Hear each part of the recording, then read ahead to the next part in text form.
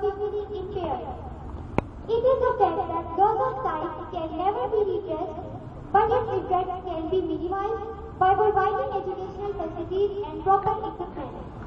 The white gate is one of the most important parts of a visually impaired person's body. It serves as his or her eye. Public has to be educated to respect and yield to the key holders. In our busy lives, little do we realize the hardships suffered by the visually impaired.